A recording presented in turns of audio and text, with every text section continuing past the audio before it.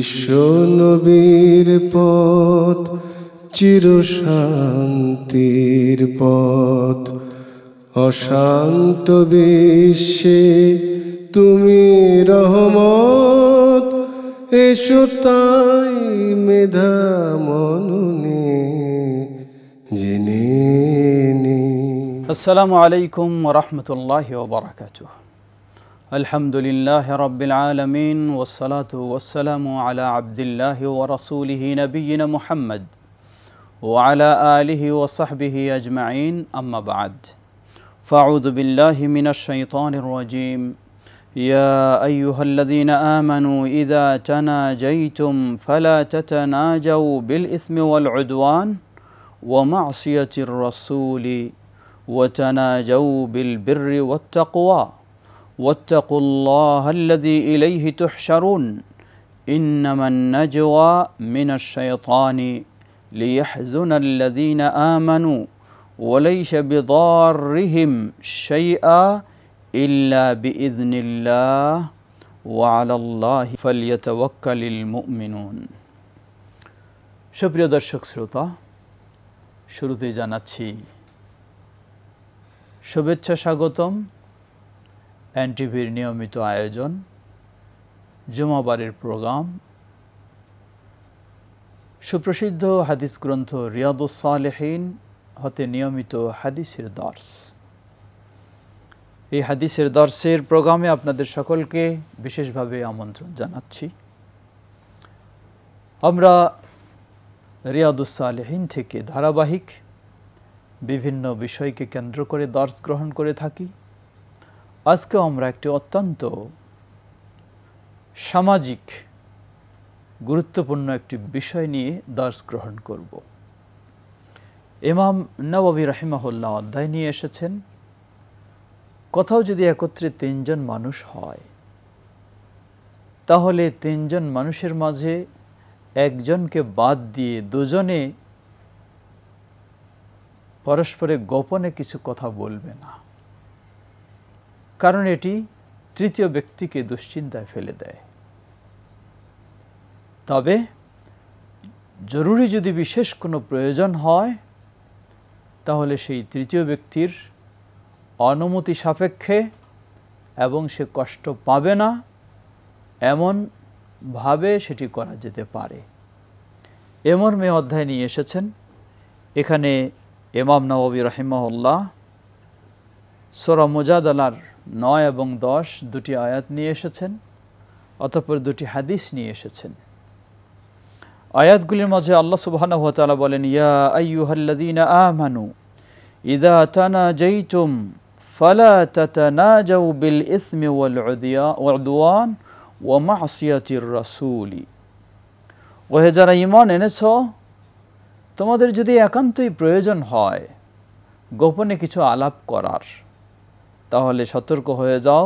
ফালা তাতানাজাউ বিল ইসমি ওয়াল উদওয়ান, গোপনে তোমরা কখনো গুনাহের বিষয় নিয়ে, পরস্পর বিদ্বেষের বিষয় নিয়ে অথবা রাসূল সাল্লাল্লাহু আলাইহি ওয়াসাল্লামের অবাধ্যতা বিষয়গুলিকে নিয়ে তোমরা গোপনে কখনো কথা বলো না। ওয়াতানাজাউ বিল বিররি ওয়াত তাকওয়া, একান্ত যদি গোপনে কোনো পরামর্শের প্রয়োজন হয় তাহলে সেই পরামর্শটা যেন হয় কল্যাণমূলক পণ্যের কাজে, তাকওয়ার কাজে, যেটি পরস্পরে মুসলিমদের জন্য ক্ষতিকারক নয়, গোটা মুসলিম উম্মার জন্য ক্ষতিকারক নয়। ওয়াত্তাকুল্লাহাল্লাযী ইলাইহি তুহশারুন, আল্লাহ সুবহানাহু ওয়া তাআলা বলছেন, ভয় করো সেই আল্লাহকে যে আল্লাহর কাছে তোমাদেরকে সমবেত করা হবে। সুবহানাল্লাহ। মানুষ অনেক সময় ভুলে যায় আল্লাহকে, আল্লাহর ভয় হারিয়ে ফেলে, যার কারণে সে যা মন চায় তাই করে। ইবলিস তাকে বিভিন্ন অন্যায়ে জড়িয়ে ফেলে। কিন্তু মানুষের ভিতরে যদি এই ভয়টা থাকতো, আমি আড়ালে কিছু করি, গোপনে কিছু করি, নির্জনে কিছু করি, সব কিছুই দেখছেন আল্লাহ সুবহানাহু ওয়া তাআলা, সব কিছুই শুনছেন আল্লাহ সুবহানাহু ওয়া তাআলা, এই ভয়টা যদি মানুষের মাঝে থাকতো তাহলে মানুষ কখনো আড়ালে গিয়ে অন্যায় করতে পারত না। এজন্য প্রকৃত তাকওয়া কি? প্রকৃত তাকওয়া হলো মানুষ তার জীবনে সর্বক্ষেত্রে আল্লাহ সুবহানাহু ওয়া তাআলাকেই ভয় করবে। মানুষের সামনেও আল্লাহকে ভয় করবে, মানুষের আড়ালেও আল্লাহকে ভয় করবে, দিনের আলোতেও আল্লাহকে ভয় করবে, রাতের অন্ধকারেও আল্লাহকে ভয় করবে। তখন ওই মানুষ কখনো অন্যায়, খারাপ কাজে, ক্ষতিকারক কাজে, হোক নিজের জন্য, হোক সমাজের জন্য, হোক দেশের জন্য, কোনো ক্ষতিকারক কাজে সে জড়িয়ে যেতে পারে না। এটি অত্যন্ত একটি গুরুত্বপূর্ণ বিষয়। আল্লাহ বলছেন, ওয়াত্তাকুল্লাহাল্লাযী ইলাইহি তুহশারুন, তোমরা সেই আল্লাহকে ভয় করো যেই আল্লাহর কাছে তোমাদেরকে উপস্থিত হতে হবে। এর মানে উপস্থিত হয়ে তোমাদেরকে তোমাদের এই সব কিছু জানানো হবে, তোমাদেরকে সব কিছুর ফলাফল তোমাদেরকে দেওয়া হবে।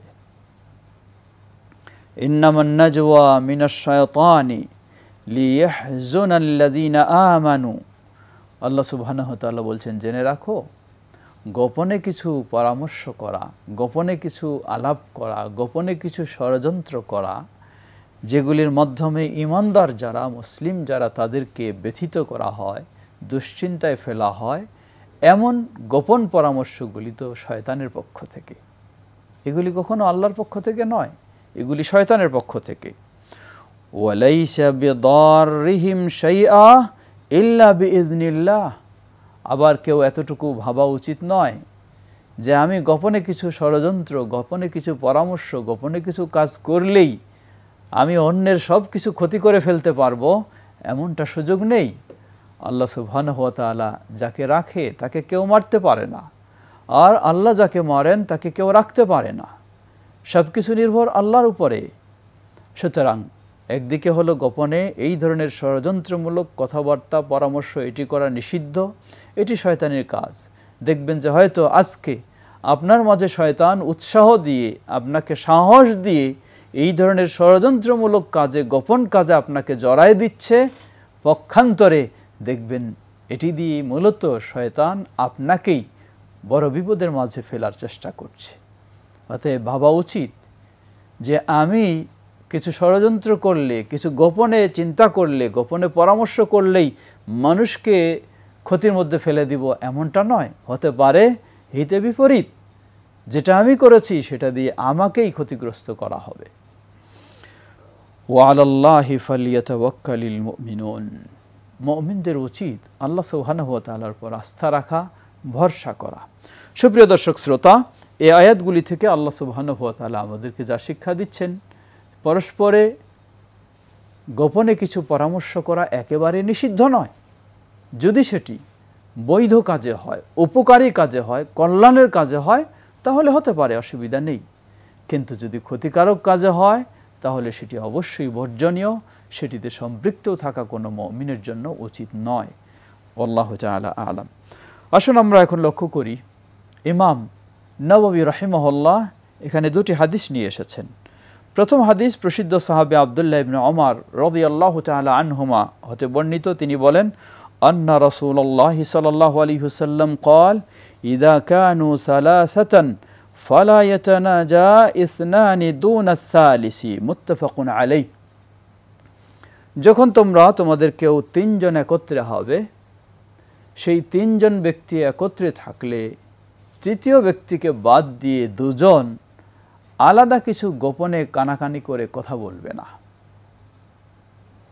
আলাদা কিছু কথা বলা নিষিদ্ধ করলেন। ফালা ইয়াতানাজা ইসনানি দুনা সালিস, সেই তিনজনের মধ্যে যে কেউ একজনকে বাদ রেখে আর দুজনের মাঝে গোপনে কিছু কথা বলবে না। কেন বলবে না? ওই দুজন যখন গোপনে কিছু কথা বলে তিনজনের মধ্যে, তৃতীয় ব্যক্তি ভাববে যে এখানে হয়তো বা তাকে বাদ দিয়ে তাকে কষ্টদায়ক বা তার ক্ষতিকারক কিছু বিষয় নিয়েই তারা আলোচনা করছে। যতই আপনি ভালো বিষয় নিয়ে কথা বলেন, কিন্তু অটোমেটিকভাবে তার ভিতরে এই চিন্তা এসে যাবে যে তাকে কিছু কষ্টদায়ক বিষয় বা তার ক্ষতিকারক বিষয় নিয়ে আপনারা দুজন কথা বলছেন, এজন্য তাকে শেয়ার করছেন না। এতে কি দাঁড়াবে? এতে দাঁড়াবে যে তার ভিতরে আরেকটা প্রতিবাদের, প্রতিরোধের বা বিদ্বেষের একটা সুযোগ জাগবে, যে সেও আপনাদের সাথে হয়তো খারাপ আচরণের প্রস্তুতি নেবে। ইসলাম হচ্ছে শান্তির জীবন ব্যবস্থা। আলহামদুলিল্লাহ, এমন কোনো বিষয়ের ইসলাম অনুমতি দেয়নি যাতে মানুষের দুনিয়ার জীবনে হোক অথবা আখিরাতের জীবনে হোক ক্ষতিকারক হবে, কষ্টদায়ক হবে, এমন কোনো বিষয়ে ইসলাম অনুমতি দেয়নি। এ হাদিসের বিস্তারিত ব্যাখ্যা এসেছে, পরবর্তীতে বলা হচ্ছে মুওয়াত্তা মালিকের বর্ণনায় যেটুকু এসেছে যে আব্দুল্লাহ বিন দিনার তিনি বলছেন, ক্বালা কুনতু আনা ওয়া ইবনু উমর ইনদা দারি খালিদ ইবনে উকবা আল্লাতী ফিস সুক ফাজাআ রাজুলুন ইউরিদু আন ইউনাজিয়াহু ওয়া লাইসা মা ইবনে উমর আহাদুন গায়রি ফাদাআ ইবনু উমর রাজুলান আখার হাত্তা কুন্না আরবা। আব্দুল্লাহ বিন দিনার বলছেন, আমি আব্দুল্লাহ ইবনে উমর রাদিয়াল্লাহু আনহু দুজন মিলে আমরা সেই খালিদ বিন উকবার বাড়ির কাছে আমরা রয়েছি। হঠাৎ একজন ব্যক্তি এসে, এই দুইজন থাকা অবস্থায় আরেকজন ব্যক্তি আসলেন, তিনি এসে আব্দুল্লাহ ইবনে উমর রাদিয়াল্লাহু আনহুকে কিছু আড়ালে কথা বলতে চাইলেন, একাকী গোপনে কিছু কথা বলতে চাইলেন। আব্দুল্লাহ ইবনে উমর রাদিয়াল্লাহু আনহু সেই ব্যক্তিকে এই ধরনের কথা বলার অনুমতি দিলেন না, বললেন একটু বিলম্ব করতে বললেন। অতঃপর তিনি আরও একজন ব্যক্তিকে ডেকে নিলেন, ডেকে নিয়ে 4 জন হয়ে গেলেন।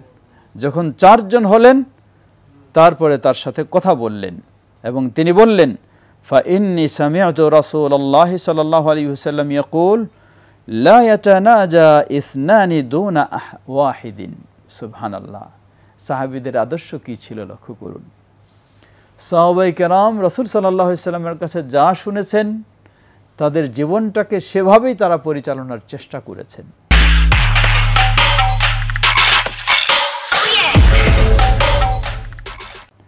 যার কারণে এ উম্মতের মাঝে রাসূল সাল্লাল্লাহু আলাইহি ওয়াসাল্লামের পরে সাহাবায়ে কেরামই হচ্ছেন সর্বোচ্চ মর্যাদার মানুষ, সর্বোচ্চ সম্মানের মানুষ। কারণ তারা রাসূল সাল্লাল্লাহু আলাইহি ওয়াসাল্লামের নির্দেশনাকে তাদের জীবনে হুবহু ফলো করার চেষ্টা করেছেন। রাসূল সাল্লাল্লাহু আলাইহি ওয়াসাল্লামের এই গাইড থেকে, এই নির্দেশনা থেকে আমরা যত দূরে সরে গেছি ততই আমরা খারাপে চলে গেছি।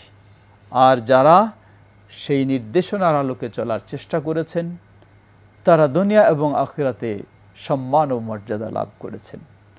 আল্লাহ রাসূল সাল্লাল্লাহু আলাইহি ওয়াসাল্লাম নিষেধ করেছেন 3 জন একত্রে থাকলে একজনকে বাদ দিয়ে 2 জন আড়ালে কিছু কথা বলবে না, গোপনে কিছু পরামর্শ করবে না। আব্দুল্লাহ ইবনে উমর রাদিয়াল্লাহু আনহু এই হাদিস জানতেন, যার ফলে সেই আব্দুল্লাহ বিন দিনার বললেন যে আমি আর আব্দুল্লাহ ইবনে উমর রাদিয়াল্লাহু আনহু একসাথে রয়েছি। তৃতীয় আরেকজন ব্যক্তি এসে আব্দুল্লাহ ইবনে উমর রাদিয়াল্লাহু আনহুর সাথে আড়ালে কিছু বলতে চাইলেন। আব্দুল্লাহ ইবনে উমর রাদিয়াল্লাহু আনহু তাকে অনুমতি দেননি, সুযোগ দেননি। চতুর্থ ব্যক্তিকে ডাকলেন। চতুর্থ ব্যক্তি আসলে সেই চতুর্থ ব্যক্তিকে আব্দুল্লাহ বিন দিনারের কাছে রাখলেন, রেখে তারপর দুজনে তারা সেই পরামর্শ বা কথা বললেন। এটি ছিল সাহাবীদের আদর্শ। আজকে যদি আমরা সেই বিষয়টি লক্ষ্য করি, আল্লাহ সুবহানাহু ওয়া তাআলা বলেন, লাকাদ কানা লাকুম ফি রাসূলিল্লাহি উসওয়াতুন হাসানা। তোমাদের জন্য রাসূলুল্লাহর মাঝে হলো উত্তম আদর্শ। যদি আমরা রাসূল সাল্লাল্লাহু আলাইহি ওয়াসাল্লামের এই আদর্শকে আমাদের জীবনে অবলম্বন করতে পারি, তাহলে তিনি যেমন শ্রেষ্ঠ মর্যাদার অধিকারী ছিলেন, সাহাবায়ে কেরাম সেই ধরনেরই মর্যাদার অধিকারী হয়েছেন, আমরাও দুনিয়া এবং আখিরাতে সেই মর্যাদার ও সফলতার অধিকারী হতে পারবো ইনশাআল্লাহ। সুপ্রিয় দর্শক শ্রোতা, ঠিক একইভাবে ইমাম নওয়াবী রাহিমাহুল্লাহ আরেকটি হাদিস নিয়ে এসেছেন, সমর্থবোধক হাদিস। সে হাদিসটি প্রসিদ্ধ সাহাবী আব্দুল্লাহ ইবনে মাসউদ রাদিয়াল্লাহু তাআলা আনহু তিনি বর্ণনা করছেন, আন্না রাসূলুল্লাহ সাল্লাল্লাহু আলাইহি ওয়াসাল্লাম قال ইযা কুনতুম সালাসাতান ফালা ইয়াতানাজা ইসনানি দুনাল আখারি হাত্তা তাখতালিতু বিন-নাসি মিন আজালি আন্না যালিকা ইউহজিনুহু। মুত্তাফাকুন আলাইহি। আব্দুল্লাহ ইবনে মাসউদ রাদিয়াল্লাহু আনহু বর্ণনা করলেন যে রাসূল সাল্লাল্লাহু আলাইহি ওয়াসাল্লাম বলেছেন, যখন তোমরা 3 জন হবে তখন তোমাদের মাঝে 2 জন তৃতীয় জনকে বাদ দিয়ে যেন কোনো রকমের গোপনে কিছু কথা না বলে।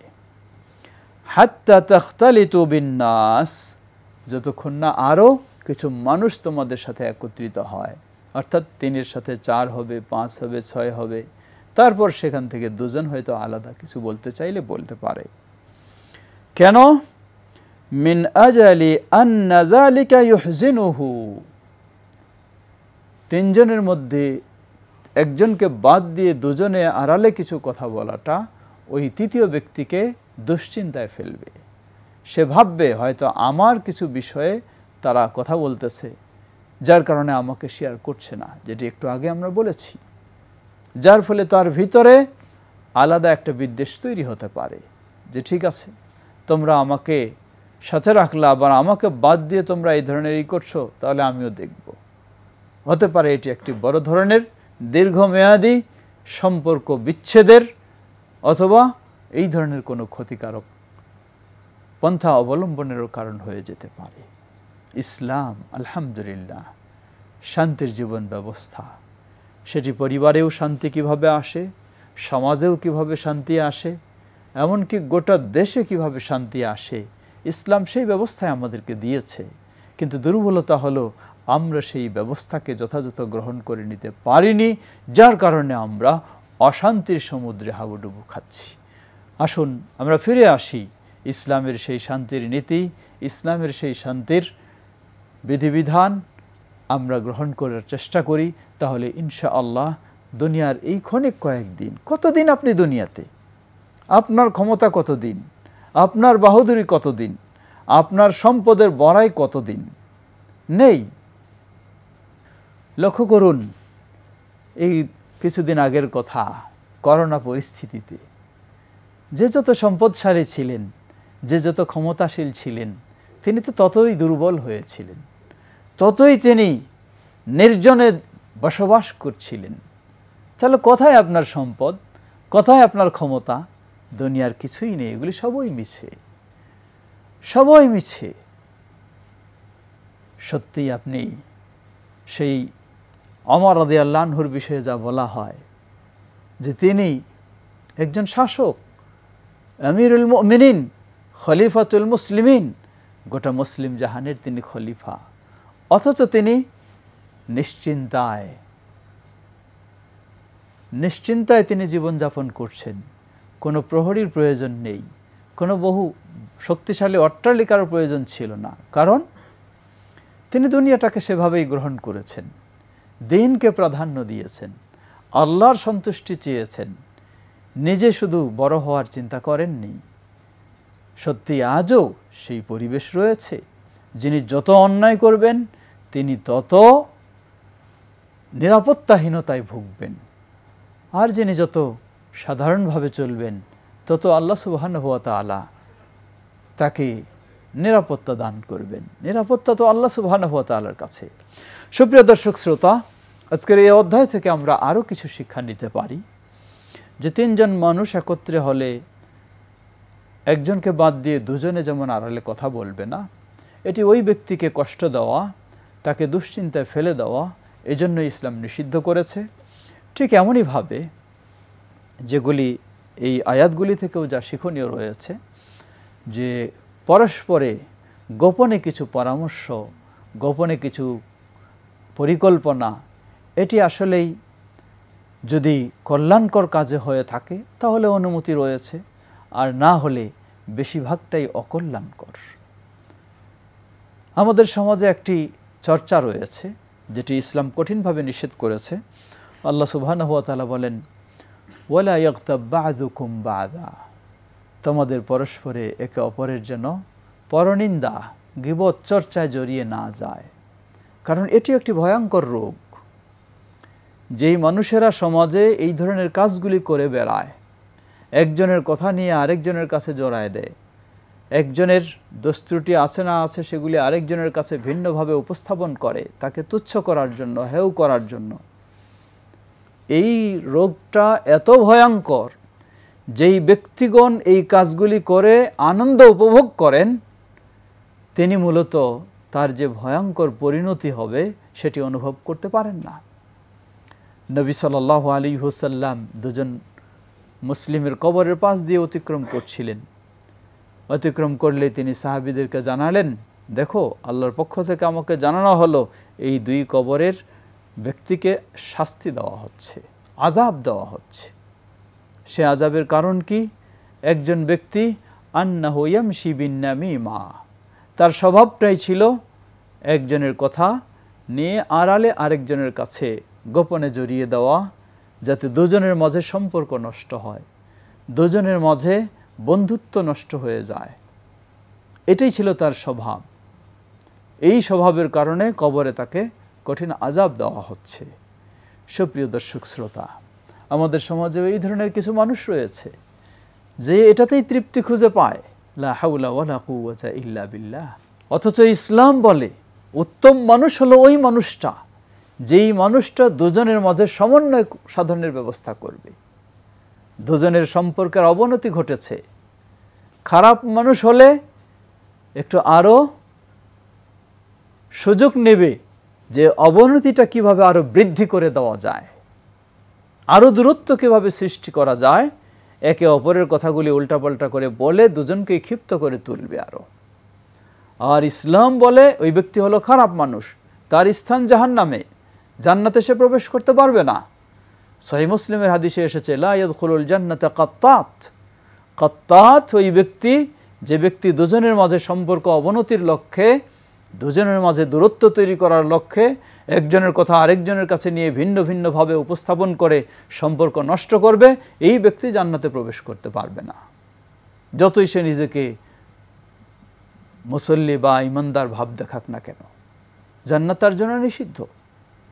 অপরদিকে আল্লাহ রাসূল সাল্লাল্লাহু আলাইহি ওয়াসাল্লাম বললেন, ভালো মানুষ হলো ওই মানুষটা মান ইয়াকুমু বিল ইসলাহ বাইনান নাস, যে ব্যক্তি উভয়ের মাঝে সমন্বয়ের চেষ্টা করবে, এই মানুষটা হলো ভালো।